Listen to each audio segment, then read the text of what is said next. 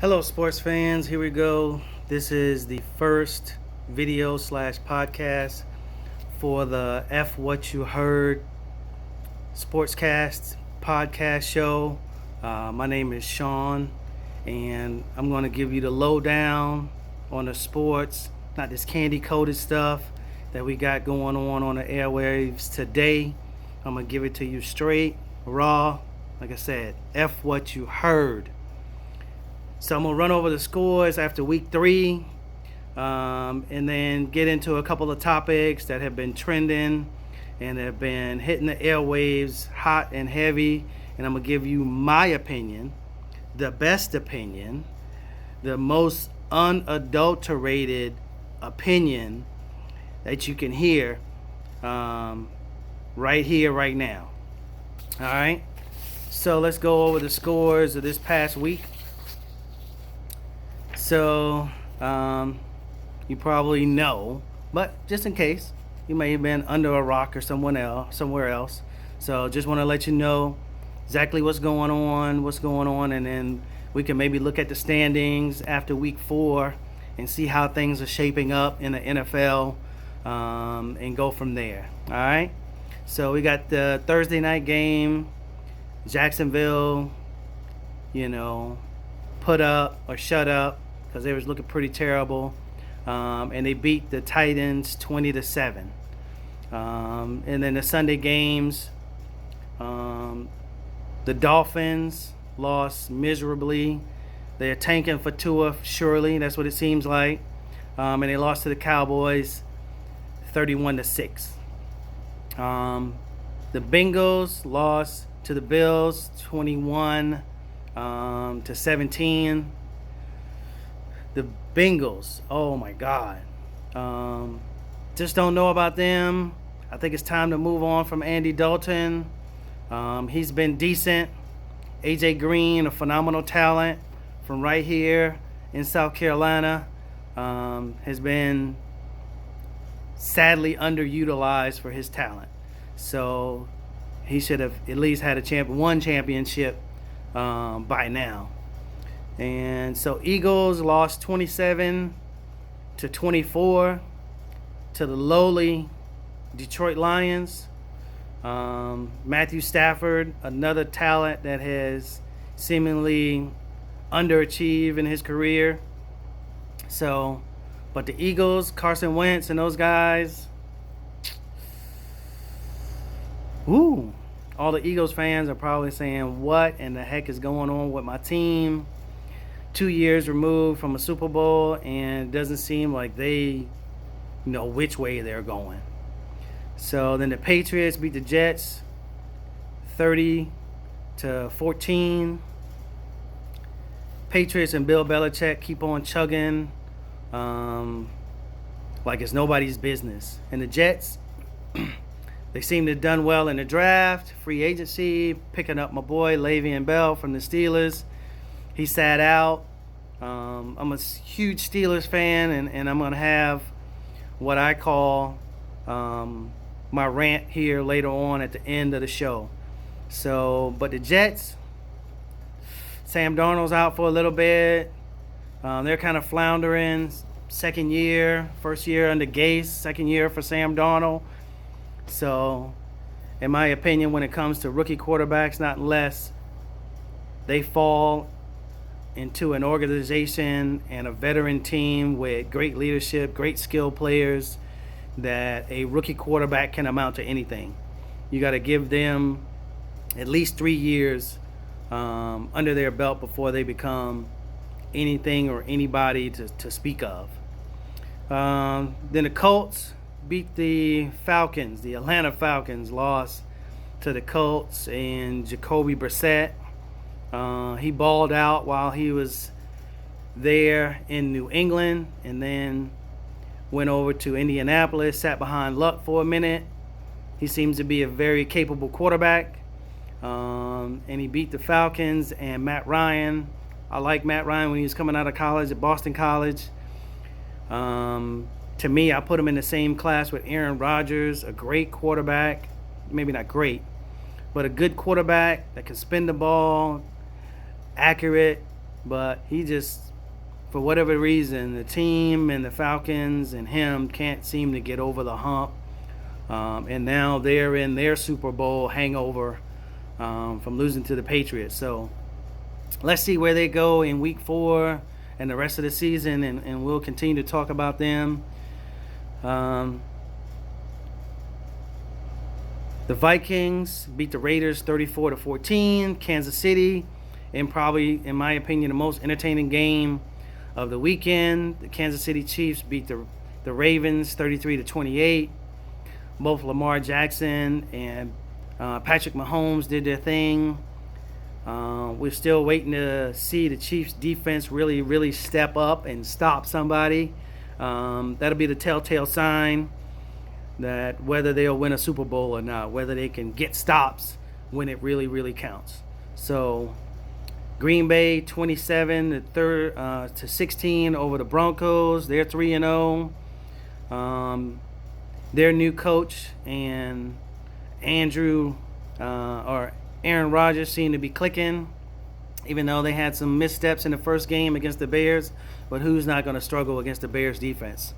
So Carolina Panthers 38-20, beating the Arizona Cardinals.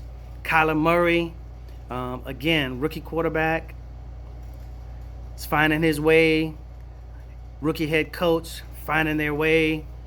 We'll see. This year's an experiment to me with them, and then we'll figure out probably at the end of the season how they're looking. Probably won't make the playoffs, and then second year, both of them having a year's experience in the NFL, the speed of it, the nuances, the halftime corrections to make it work. We'll see. So let's just see how the season plays out. Seems to be a good talent. Seems to be a good head coach. Let's see where they go. Carolina Panthers, oh my God. Cam Newton, I think his time is over in Carolina. Time for them to cut bait. His MVP season is long behind him. It's time to move on from his mechanics to everything else on the field. Never seem to get right. So, it's just not going to happen in my opinion. So it's time to move on. The rookie quarterback, Allen, wow. Just like they were saying, the tight end has caught, more yards and more TD passes in this one game than they have in a long time with Cam Newton. So Greg Olsen is probably like, all right, man, let's get this dude out of here. Let's keep this dude. The chemistry, everything was clicking. Everything was fast. Christian McCaffrey and the whole team just seemed to function a whole lot better without Cam Newton. So, boom. Trade Cam Newton, Carolina Panthers. Get something for him, a couple draft picks. Trade him to somebody else that really needs a quarterback. Maybe cut bait. Cincinnati, get Cam Newton, see what he can do for you. Or maybe Miami. Miami, get Cam Newton. Or if you want a younger quarterback, keep tanking for Tua. And then there's a couple other teams out there that probably really need a quarterback. And we'll touch on that a little later, that can maybe use Cam Newton's services. New York Giants seem to have their quarterback, Eli Manning. It's time to retire. Time to cut bait. The Giants should have done it 2 to 3 years ago. And maybe had a better quarterback. But we'll see how Daniel Jones shapes up. And maybe they have their quarterback of the future, maybe not.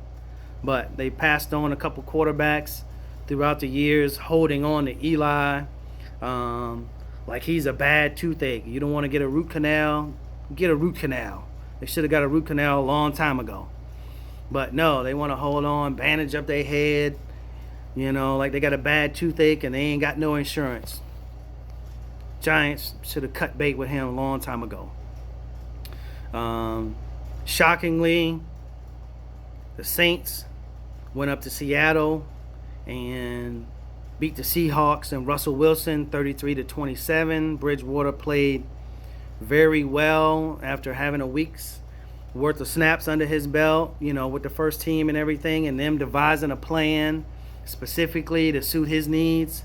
So right now we can see the old Teddy Bridgewater from the Vikings showing glimpses of what made him and why the draft, why the Vikings drafted him.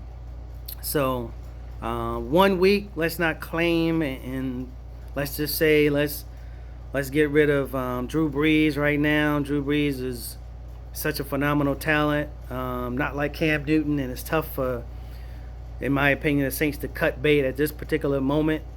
So let's just see how it plays out. They did the right thing by signing Bridgewater to the backup deal because of such an event like right now. They need him. They need him to steady the ship while Drew Brees is recovering, and great insurance blanket.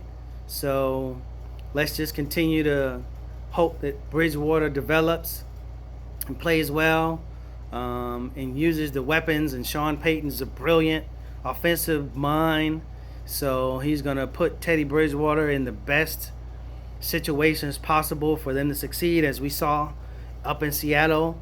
Very difficult place to go and play and get a win when you have, especially Drew Brees, let alone tossing a backup in with 1 week's worth of snaps. So they did a phenomenal job going up there.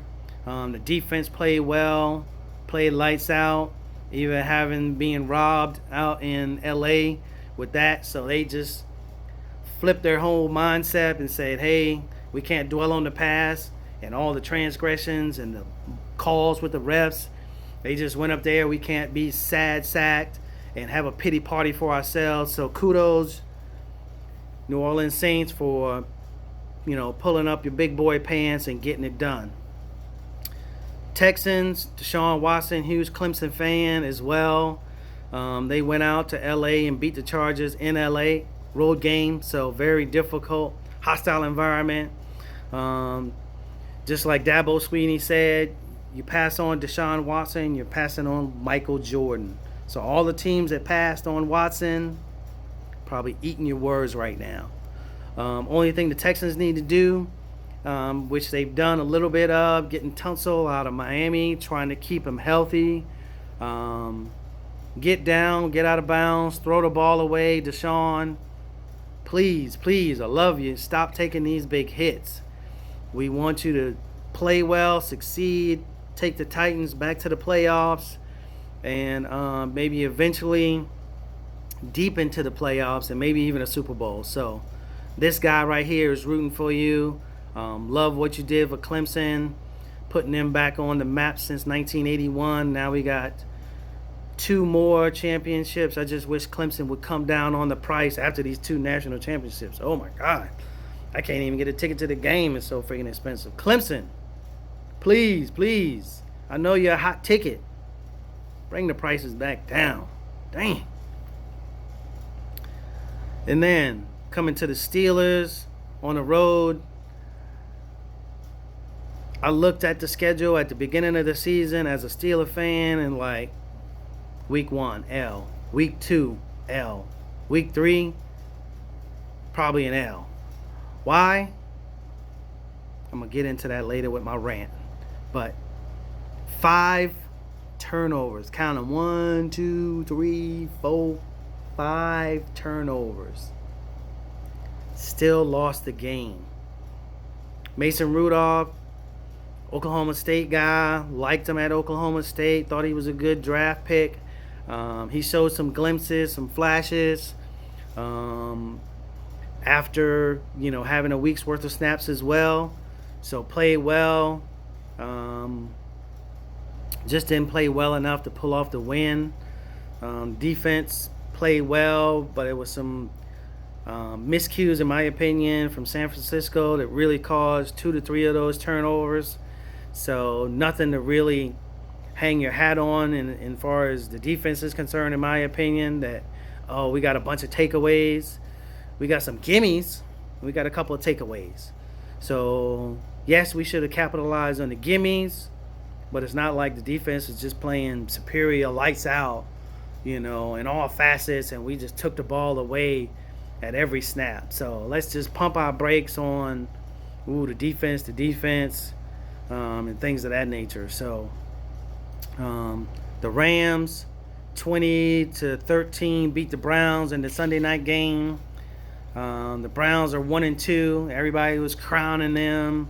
Oh, we got OBJ, we got this receiver Njoku, blah, blah, blah, blah, blah, Nick Chubb, the defense, blah. They the Browns. So, bottom line is he's still only in year 2 as a quarterback. You got a rookie head coach. So, there's a lot of things that people are just, they're going to be such a great team. They're going to do so well with all of this talent. All that talent, first-year head coach, they still don't know how to win. Point blank, they're going to have to learn how to win if they can. They play in a black and blue division, even though the Steelers are horrible right now. They still play in one of the toughest divisions in the NFL. So it's not going to be a cakewalk like the New England Patriots have every year. They know they're going to win the division. They got a bunch of bums in their division. So it's not like just because you got all this talent, everybody going to lay down for you, especially in your division and in everybody else. So Baker Mayfield, everybody else, let's just learn how to win before you, and I get it, get your money, get your endorsements. You may not ever get it again. But at the same time, put your nose to the grindstone, get some wins under your belt, at least go to the playoffs, win a playoff game, maybe the AFC Championship game, something, before you start touting that, we're going to do this and we're going to do that and blah, blah, blah, blah, blah. I understand you got to believe in yourself first before you believe in anybody else. But let's just humble brag inside, and say we're just here to execute one game at a time. All the coach talk, many examples out there, guys who do that. Russell Wilson, Dak Prescott. Take a book or take a page out of their book and just listen to them when they speak, and let's just not jump off the rails when talking heads. I'm not a talking head. I love to be a talking head. Boom. When I get this podcast, subscribe. We want this thing to blow up, and you can talk shit about me or talk junk about me. If you feel as though I've crossed the line, but I just call it how I see it. You can hit me, see me on Twitter, Judgmental Mind. I'm gonna judge you on what I see, the eye test. Your skills, not your commercials, not you getting money, not how much supposedly talent you have. Yes, I've never played in the NFL, but I can critique people. Just because you go to a restaurant, you've never been a chef or a server, you can critique the service, whether it's good or bad. So I can critique your skills based on what I see and what I understand. So just because you've never played in the NFL or played in the NBA doesn't mean that you can't make an educated statement about somebody's talent or the skills or the direction that the team is going and things of that nature. So chill. And lastly, Monday night game, Chicago Bears put it on the Redskins. The defense was stellar, 35-15. 28-3 at the half. Khalil Mack is a monster. They give him, Booger McFarland the Dickens on social media. I'm not saying it easy. I've never been in a booth. You're probably trying to make it exciting for the fans and everybody that's watching. So I would maybe do it a little bit differently. than some of the people I've seen in the booth. Hey, you got to give it a try. Throw your head in the ring. If it works, it works. If it doesn't, it doesn't. I don't blame Booger McFarland. I think he's a great commentator, brings a lot to the table from his college experience at LSU to all his experience in the NFL. Great talent. So he brings a great perspective. He just may need to clean up a couple things and just talk about preparation, what goes on in the huddle, and then just call a game as he sees it. So maybe not get into the prediction mode of, well, this person and they should do this and they should do that. Just call the game, talk about what guys should be doing leading up to the game, and then halftime adjustments, what teams should come out and do. Maybe even in the second quarter, third quarter, those types of things. That's my opinion. So, all right.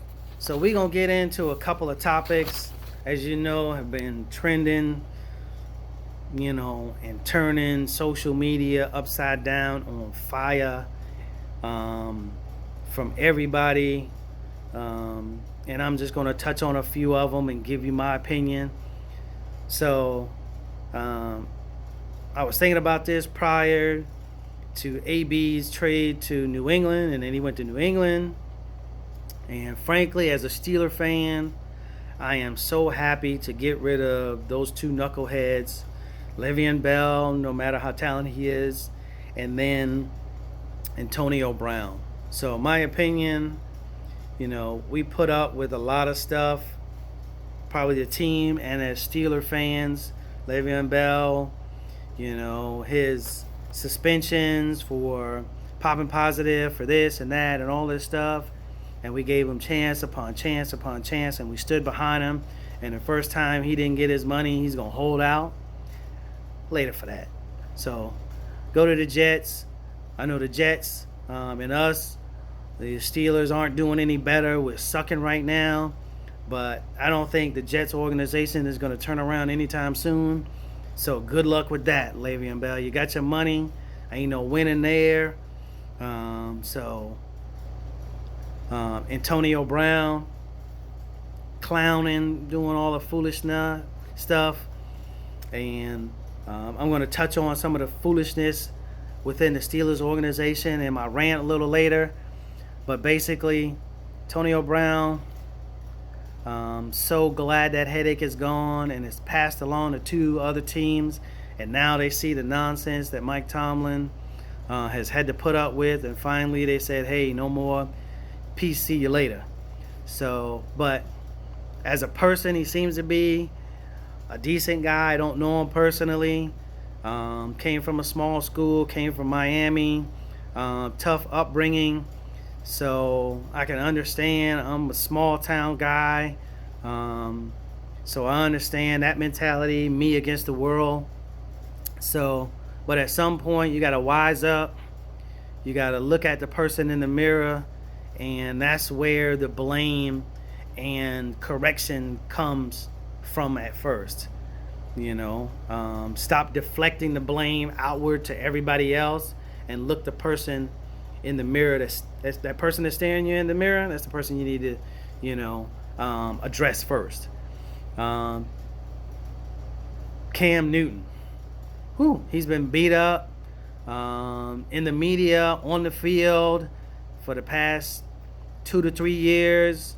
His MVP season was a great one, went to the Super Bowl, and then ever since his Super Bowl interview, we don't see no Superman, we don't see no dabbing. What happened to the dab, Cam?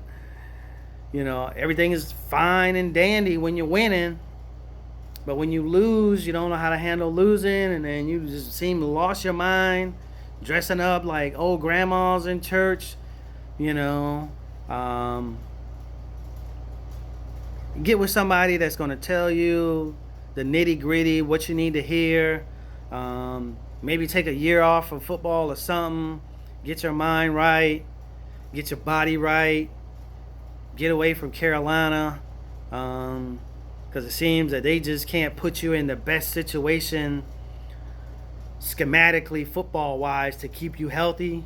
So maybe you need to move on from them and make a clean break, and maybe your second act of your career would be better. But that's my opinion, and that's what I would say to you, Cam Newton, and to the Carolina Panthers. Let's just cut bait. We seem to hit a roadblock as far as schematically, talent-wise, what we need to do going forward, and everything. So just time for a clean break in that relationship, and let's just Cam Newton move forward. Let's go. I liked you while you were at Auburn, so I'm not saying anything derogatory, and I wish you'd fail and die or nothing like that. I'm not wishing any ill will to anybody, but let's just get your head screwed on right, get with Peyton Manning or somebody, get with a different throwing coach, get some things squared away, and then move on, man. You're a great talent.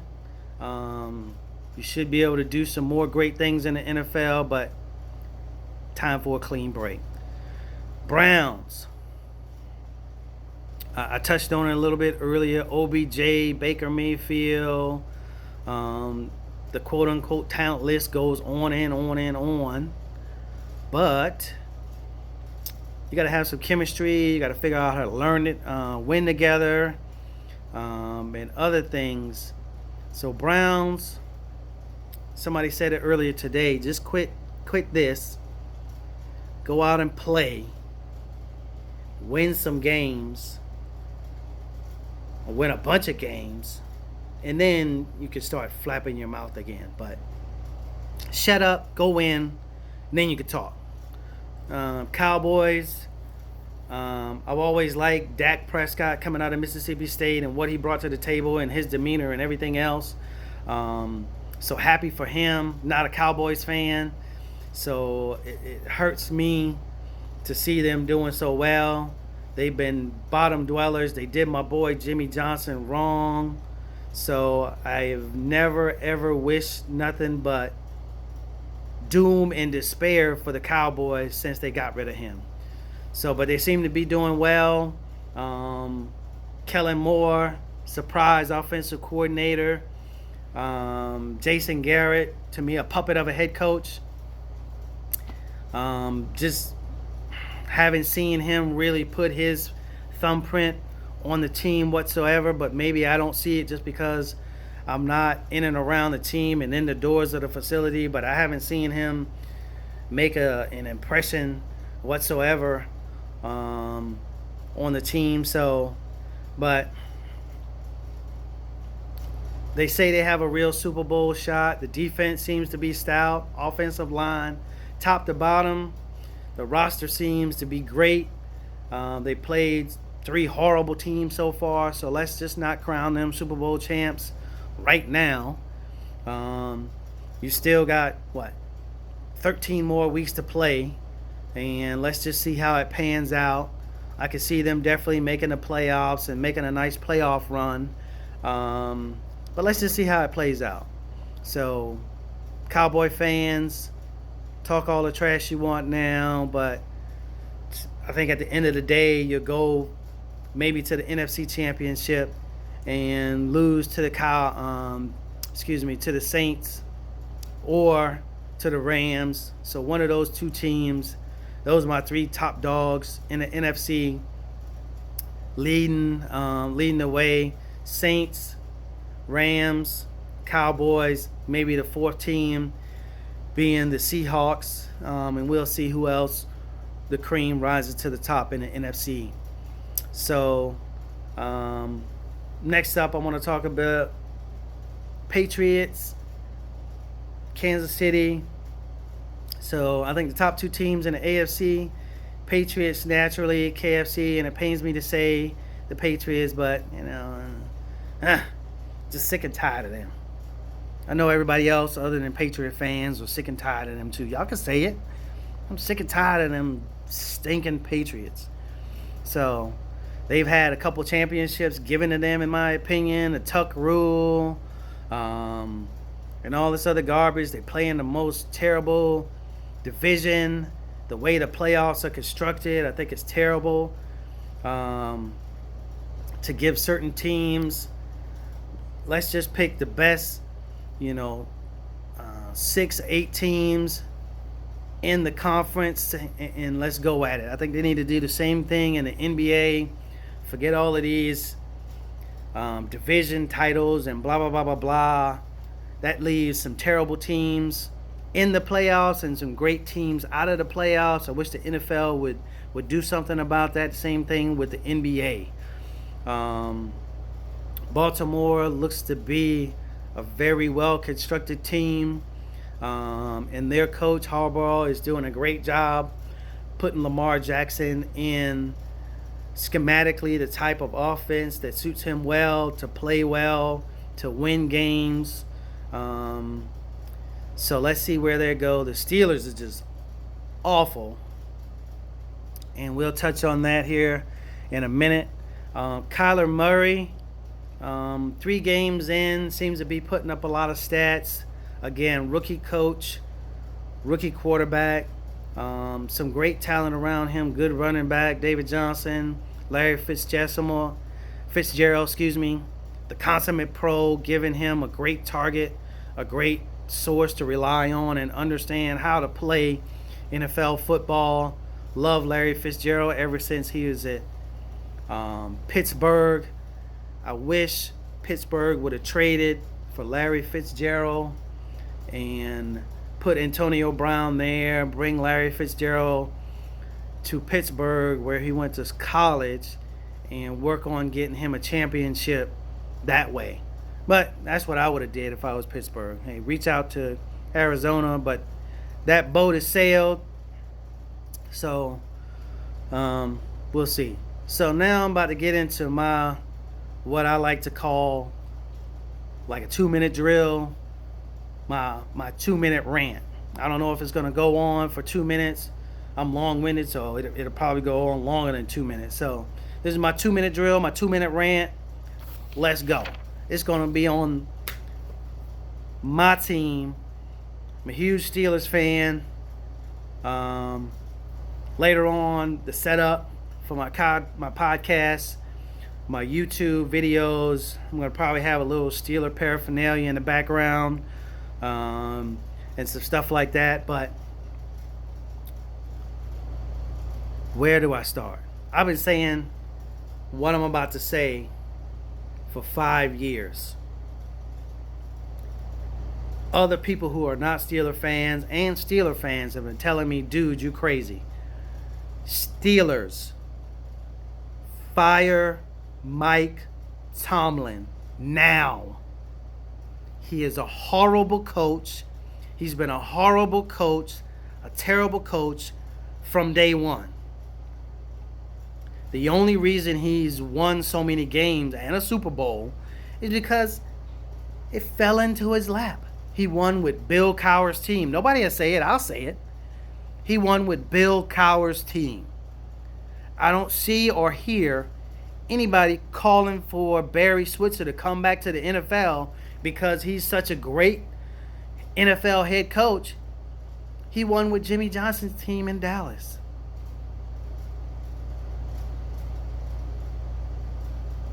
Fire Mike Tomlin. He has never done anything. He's supposed to be a defensive backs coach. He comes from the defensive side of the ball. Any head coach that's worth his salt will put his spin on whatever side of the ball he came from. Rex Ryan, great defense. Great defensive schemes. Andy Reid, great offensive mind. Great offensive schemes. Doug Peterson, offensive coordinator, great offensive mind. He puts his spin on the offense. The list goes on and on and on. But what has Tomlin done? What has he really done? He hasn't drafted any defensive backs. We hadn't had a good defensive back since Ryan Clark, and all of those people that were in-house were there before he got there. Oh, let me tell you what he's done. sideline antics with Baltimore coming into the field of play. Oh, I didn't know I was on the field. BS. Taking selfies when James Harrison came back from Cincinnati. Like, oh man, my boy's back in the building. Like a groupie. Who does that? Oh, a groupie. When he meets a superstar, a movie star, jumps up and say, hey, let's take a selfie. Tomlin, garbage. He's a frat boy in a frat house, living off the laurels of Bill Cowher in a great organization, the Pittsburgh Steelers, for far too long. Far, far too long. He needs to be fired. Keith Butler needs to be fired. The general manager needs to be fired. We've underachieved with the talent that we've had on the roster. Ben Roethlisberger, Antonio Brown, Le'Veon Bell. We have underachieved under his tutelage. They say, oh, he's had winning seasons. Again, that team fell into his lap. If he built the team from the ground up, and we've had all those winning seasons, and we went to the Super Bowl, and he won a Super Bowl after he built the team from like a 4-2 team, yes, give him all the praise in the world of being a good coach. Give him all the praise and wanting to stick around and contracts extensions and all of this stuff. He's garbage. But nobody can see it because we didn't take a stiff fall off of a cliff. We've just been on this steady, awful descent. And nobody can see it but me. It's like an airplane. Yes, it doesn't crash and burn. Yes, it just glides into the airport. That's what we're doing. We're gliding into the airport, but our freaking landing gear is not working. Nobody can see the landing gear not working except me. We're going to crash and burn. And by the time we crash and burn off the end of the runway, nobody's going to understand how it happened because it's going to be too late. But if you listen to me, if you've been paying attention, if you really understand, all the talking heads give them too much freaking credit. For what reason they give them so much credit? I don't understand why they give them so much credit. They gave Jeff Fisher so much heck for being inept and not winning a Super Bowl or anything else. They give Ray, I'm trying to remember his name, Cincinnati coach.